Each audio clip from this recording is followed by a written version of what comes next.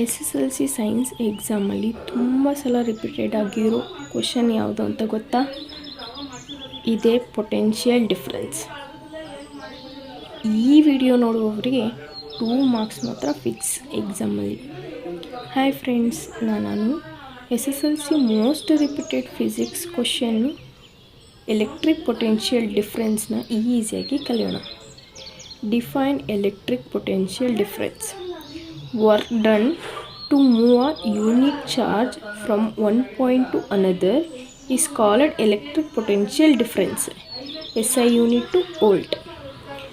ಈ question 10 ಇಯರಲ್ಲಿ 6 year ಪೇಪರಲ್ಲಿ ತುಂಬ ಸಲ ರಿಪೀಟೆಡ್ ಆಗಿದೆ 2 ಮಾರ್ಕ್ಸ್ಗೆ.